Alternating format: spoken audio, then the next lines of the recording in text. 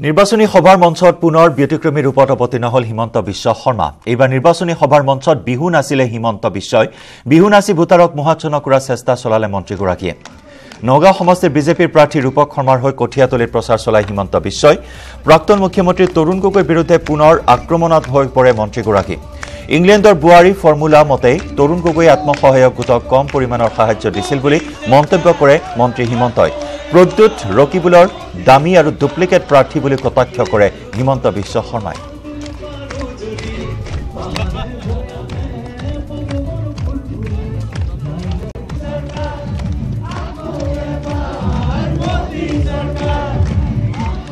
আকৌ এবাৰ মোদী চৰকাৰ এই গানটোত এনেদৰে হিমন্ত বিশ্ব শৰ্মাক উৎফুল্লিত হৈ পৰা পৰিলক্ষিত হ'ল।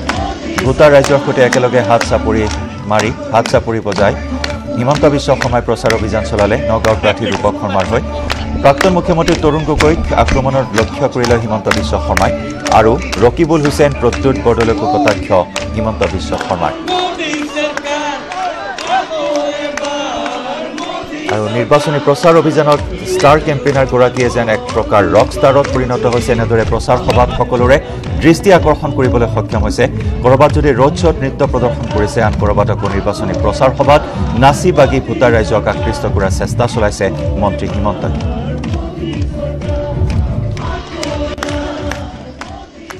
আমাৰ জাতিটো কেতিয়াও আজমল আৰু ৰকিবুলৰ হাতত আমি বন্ধকত যাব নিদিওঁ। কোনো প্ৰদ্যুৎ বৰদলৈ ইলেকশ্যন উঠা নাই। এমাহ পিছত যেতিয়া ইলেকশ্যন হৈ যাব, তেওঁ মাৰ্ঘেৰিটাৰ পৰা দিল্লীলৈকে যাব, দিল্লীৰ পৰা মাৰ্ঘেৰিটালৈকে আহিব আৰু নগাঁও লোকসভা সমষ্টিটো ৰকিবুল হুছেইনৰ হাতত বন্ধকত দি থৈ তেওঁ গুচি যাব। এইটো ৰকিবুল হুছেইনৰ দামী কেণ্ডিডেট, প্ৰক্সি কেণ্ডিডেট। নগাঁও ৰাইজে ৰাজনৈতিকভাৱে প্ৰদ্যুৎ বৰদলৈ ৰকিবুল হুছেইনক একেবাৰে ব্ৰহ্মপুত্ৰতে দি দিব, পাৰ হৈ গুচি যাব।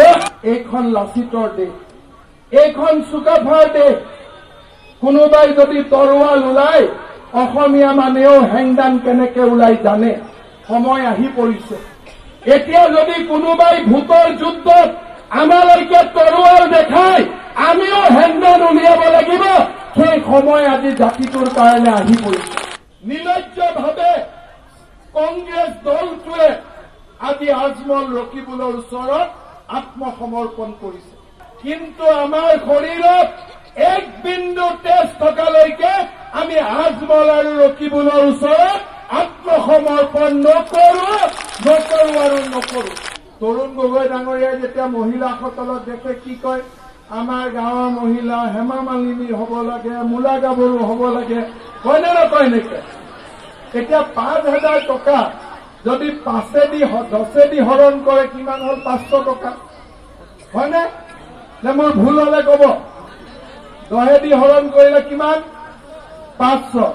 500 টকাক বছৰেদি হৰণ কৰিলে কিমান? 5 বছৰেদি 100। আৰু 100 টকাটোক 12 মাহেদি হৰণ কৰিলে কিমান? 8 টকা বা 9 টকা কিবা এটা ওলাব। এতিয়া মোক কওকচোন, 8 টকা 9 টকাত মানুহ হেমা মালিনী হ'ব পাৰে নেকি? আপোনালোকে নিজে চিন্তা কৰকচোন। এতিয়া তৰুণ গগৈ ডাঙৰীয়াৰ বোৱাৰীগৰাকী আৰু হিমন্ত নৃত্য এফালে আৰু আনফালে বাগুৰুম্বা নৃত্য প্ৰদৰ্শন কৰিলে মন্ত্ৰী প্ৰমীলা ৰাণী ব্ৰহ্মই। বৈশাগুৰ অনুষ্ঠানত অংশ লৈ নৃত্য প্ৰদৰ্শন কৰিলে কোকৰাঝাৰ সমষ্টিৰ BPFৰ প্ৰাৰ্থীগৰাকীয়ে। এয়া প্ৰমীলা ৰাণী ব্ৰহ্ম নিৰ্বাচনী প্ৰচাৰ সভাত অংশগ্ৰহণ কৰি বাগুৰুম্বা নৃত্যত মগন হ'ল মন্ত্ৰী তথা প্ৰাৰ্থী প্ৰমীলা ৰাণী ব্ৰহ্ম। এফালে নিৰ্বাচনৰ গৰম বতাহ, আনফালে প্ৰাণৰ বহাগ। বিহুৰ বিনন্দীয়া মাতত মন প্ৰাণ নাচি উঠে প্ৰতিজন অসমীয়াৰ। ব্যতিক্ৰম নহয় BPFৰ প্ৰাৰ্থী প্ৰমীলা ৰাণী ব্ৰহ্ম।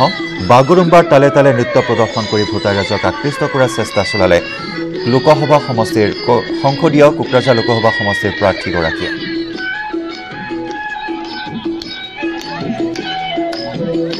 আৰু এয়া দুগৰাকীকৈ হাই প্ৰফাইল নেতা নিৰ্বাচনী প্ৰচাৰ অভিযানৰ কৌশল তেওঁলোকৰ। এফালে হিমন্ত বিশ্ব শৰ্মাৰ নৃত্য আকৌ এবাৰ মোদী চৰকাৰৰ তালে তালে আৰু আনফালে বাগুৰুম্বা নৃত্যৰ তালে তালে মগন হ'ল মন্ত্ৰী প্ৰমীলা ৰাণী ব্ৰহ্ম। আৰু নিৰ্বাচনে এইবাৰ নচুৱাইছে প্ৰতিজন প্ৰাৰ্থী তথা ৰাজনৈতিক নেতাক। এফালে নিৰ্বাচনৰ গৰম বতাহ, আনফালে বিনন্দীয়া বহাগ।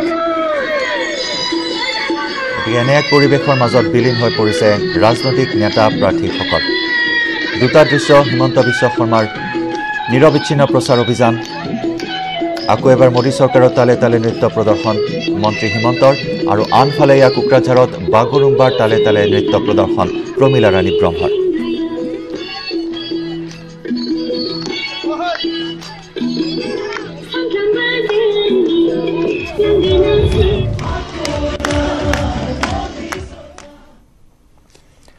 জৰা ফুকাৰে কাম নিখিজাৰ উমান পোৱা আজমলে ৰাজহুৱা সভাতে দিবলৈ লৈছে সাম্প্ৰদায়িক মন্তব্য ধৰ্মৰ ভয় দেখুৱাই ইছলাম ধৰ্মাৱলম্বী লোকৰ ভোট বিচৰা আজমলৰ সভালৈ নহা হৈছে মানুহ ৰাইজে লগ এৰা আজমলে সেইবাবেই হতাশ হৈ তেজ গৰম কৰাৰ চেষ্টা কৰিছে ভোটাৰৰ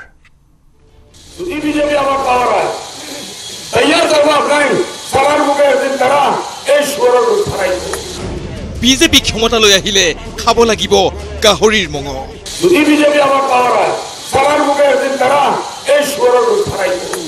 নিশ্চিত নহব ইমান আজান কোৰআন ঈদ আৰু মছজিদ কৰিমগঞ্জৰ নিৰ্বাচনী সভাত এনে সাম্প্ৰদায়িক মন্তব্যৰে ৰাইজৰ তেজ গৰম কৰাৰ চেষ্টা হুজুৰ বদৰুদ্দিন আজমলৰ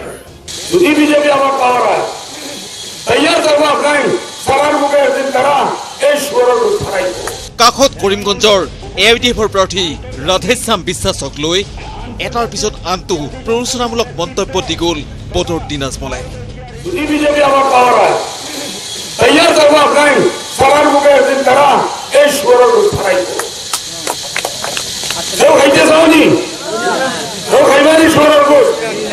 বিজেপি RSSৰ নাম লৈ সন্ত্ৰস্ত কৰাৰ চেষ্টা কৰিলে ৰাইজক বিজেপি জয়ী হলে মুছলমানক বিদেশী সজাই বাংলাদেশলৈ খেদি পঠিয়াব বুলিও ভয় দেখুৱালে আজমলে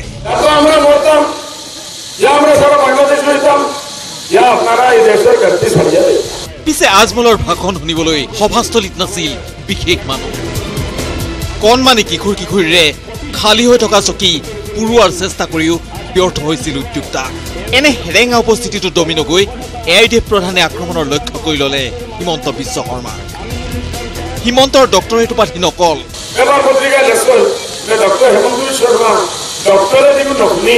কংগ্ৰেছৰ বিশ্বাসঘাতকতাৰ পিছত হতাশ হৈ পৰা আজমলে এতিয়া যেনিয়ে তেনিয়ে দেখিছে হিমন্তৰ ভোট সেইবাবেই বলিয়া বুলি ক'বলৈও কুণ্ঠাবোধ কৰা নাই হিমন্ত বিশ্ব শৰ্মাক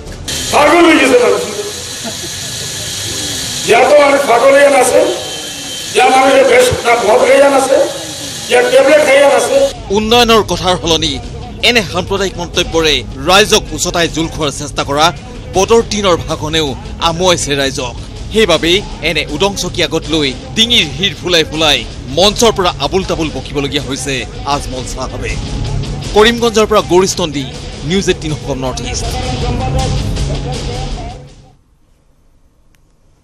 নলবাৰীত কংগ্ৰেছৰ road show 8 number Mangaldoi Lok সমষ্টিৰ কংগ্ৰেছ প্ৰাৰ্থী ভুৱনেশ্বৰ কলিতাই ৰোড শ্ব কৰি ভ্ৰমণ কৰে নলবাৰী চহৰ হিমন্ত বিশ্ব শৰ্মাৰ ৰোড শ্ব কৰি সমষ্টিটোৰ বিজেপিৰ প্ৰাৰ্থী দিলীপ শইকীয়াৰ হৈ প্ৰচাৰ চলোৱাৰ পিছত এইবাৰ কংগ্ৰেছৰ খোদ প্ৰাৰ্থীগৰাকীয়ে দলীয় কৰ্মী আৰু শুভাকাংক্ষীক লগত লৈ পদযাত্ৰাত অংশগ্ৰহণ কৰে নলবাৰীত মংগলদৈ সমষ্টিৰ প্ৰাৰ্থী ভুৱনেশ্বৰ কলিতাৰ বিশাল ৰোড শ্ব হাজাৰ হাজাৰ সমৰ্থকক লগত লৈ ৰোড শ্ব কৰি ভ্ৰমণ কৰে নলবাৰী চহৰ ভুৱনেশ্বৰ কলিতাই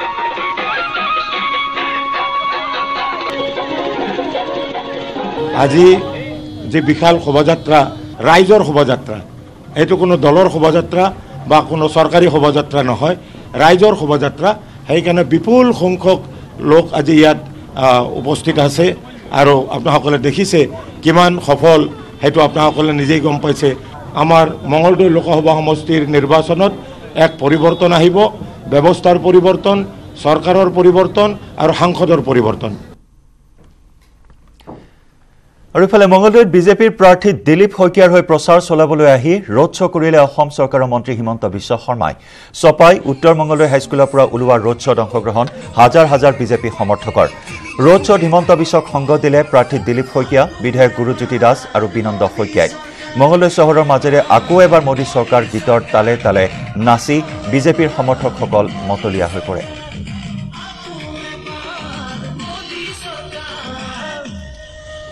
মংগলদৈত হিমন্ত বিশ্বৰ ৰোড শ্ব প্ৰাৰ্থী দিলীপ শইকীয়াক লগত লৈ প্ৰচাৰ অভিযানত অংশগ্ৰহণ কৰিছে মন্ত্ৰী হিমন্তই বিভিন্ন প্ৰান্তত এনেদৰে ৰোড শ্বত হিমন্ত বিশ্ব শৰ্মাক দেখিবলৈ পোৱা গৈছে নৃত্যৰত অৱস্থাত মঙলদৈ ৰাজপথতো আকৌ এবাৰ মোদী চৰকাৰৰ গীতৰ তালে তালে সমৰ্থকক লগত লৈ প্ৰাৰ্থীগৰাকীক লগত লৈ প্ৰচাৰ অভিযান চলালে মন্ত্ৰী হিমন্তই